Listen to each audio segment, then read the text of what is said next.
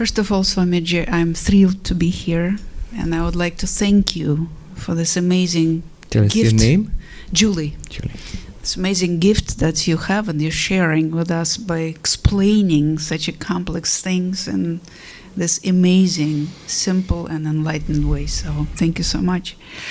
And in one of your lectures, you were telling that you were very devoted learner of Advaita Vedanta, and once one of your friends brought you the book about Kashmir Shaivism, and said that this is the Kashmir Shaivism, which is even, bigger and more elaborated than Advaita. You definitely will switch to it. So, and you never did. Can you explain why? Yes. So why didn't I switch to Kashmiri Shaivism if I like it so much, if I admit all its excellencies? I won't tell you. People will feel hurt if I tell you. I can refer you, if you like. There is a book, The Advaita Tradition in Indian Philosophy by Chandradhar Sharma. I think even if the book is not, it's available in libraries, and the PDFs are available online. At the end of the book is a chapter, a critique of Kashmiri Shaivism from an Advaita perspective. So maybe in several pages, he basically tears it apart. And even before I read that, I understood what the problem was. Now see, what is Kashmiri Shaivism? It's not one coherent philosophy. It's a whole host of similar, a family of philosophies.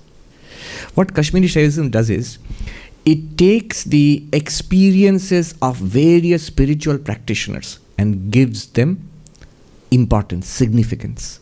So people have various visions, people have various experiences of life, various deities, various kinds of samadhis. And you give all of those things a part in a position in your worldview. Then you will get Kashmiri Shaivism. What I'm saying is, this is what I shared with Professor Stanishwar Timalsina. But my reading of Kashmiri Shaivism is, it's a philosophical framework for the phenomenology of spiritual experience. If you have spiritual experience, vast range of spiritual experiences are possible. You see it, first of all, in a very concentrated way in the life of Sri Ramakrishna. A wonderful range of spiritual experiences. But you see it in the mystical traditions across Kashmiri Shaivism, across the whole of Hinduism, across the world religions. Every world religion has a mystical tradition at its core.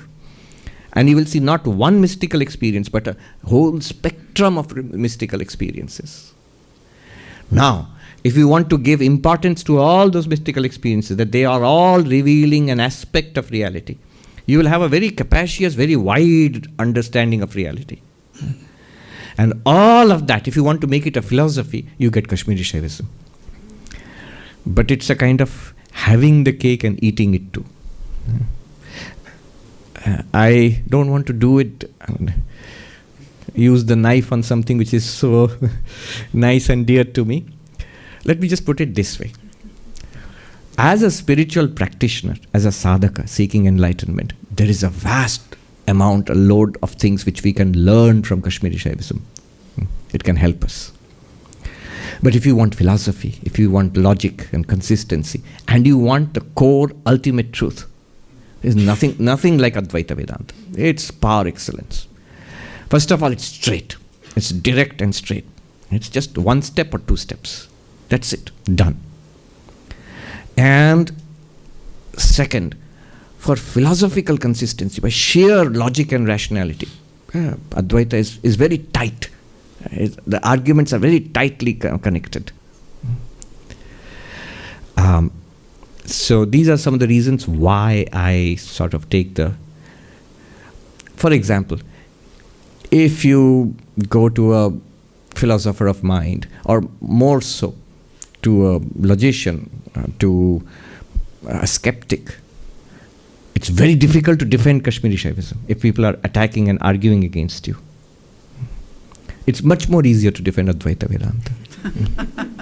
It's much more easy. It's sort of impregnable, indestructible sort of. Anyone who is reasonable, a skeptic, would still be sort of forced into an uncomfortable silence, even if they don't accept it.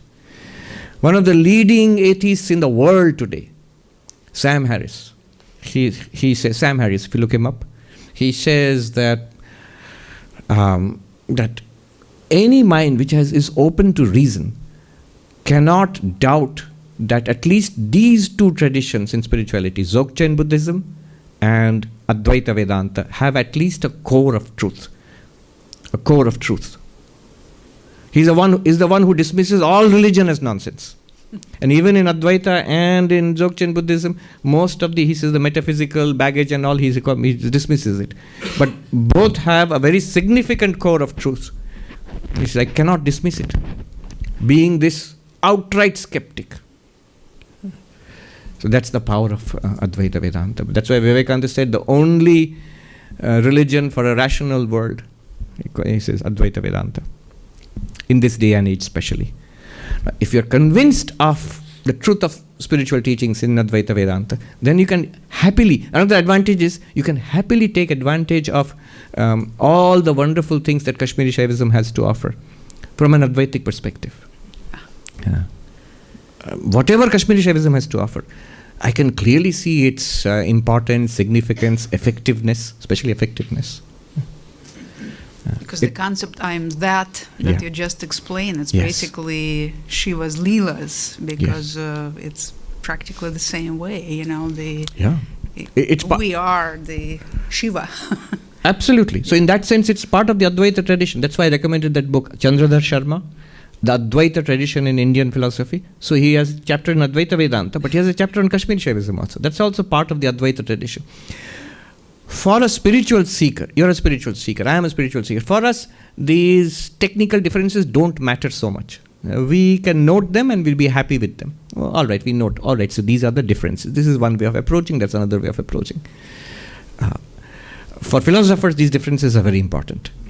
But for us, it's secondary importance. We can benefit from each. Have a home tradition. So if your home tradition is Kashmiri Shaivism, congratulations, nothing like it. And you can benefit from the insights of all the other traditions also. For a spiritual seeker, not much of a problem, especially after Sri Ramakrishna. He says, these are paths. And not only paths, you can benefit from each path also. You can follow one path, but you can learn from the others and enrich your path also.